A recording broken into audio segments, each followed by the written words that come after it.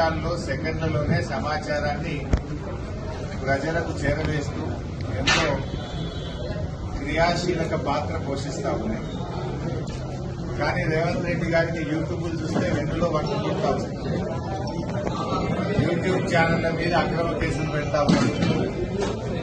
YouTube ఛానళ్లను పోలీసులు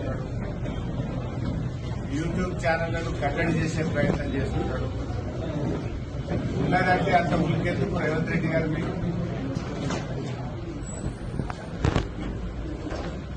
నువ్వు గతంలో ఏం మాట్లాడినావు, ఇవాళ నువ్వేం చేస్తున్నావో కళ్లకు కనబడ్డట్టు కళ్లకు కట్టినట్టు ప్రజల ముందు పెడతా ఉన్నారు.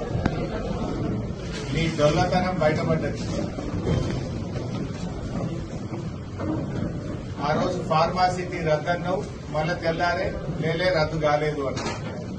మెట్రో రైలు రద్దన్నావు, లేలే అట్లేం కాదు తెల్లారి మళ్ళేమన్నావు రూట్ మార్చినా అని ప్లేట్ మార్చినావు.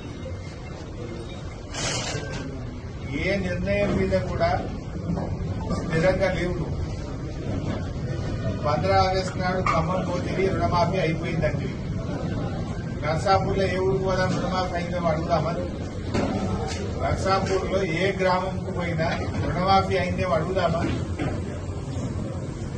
ఇవాళ భువనగిరి నియోజకవర్గంలో కాంగ్రెస్ పార్టీ నాయకులను రైతులందరూ రూమ్లేసి తాళం వేసింది.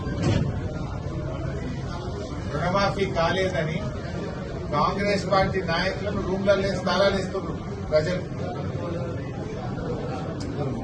నీ మాటల వల్ల లోకల్ కాంగ్రెస్ నాయకులు ఇబ్బంది పడుతున్నారు.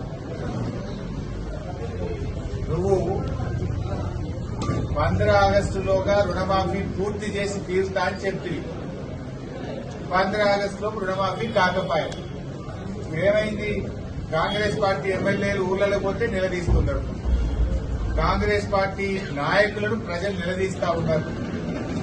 నీ వల్ల లోకల్ గల్లీ నాయకులంతా కూడా ఇబ్బంది పడే పరిస్థితి వచ్చింది.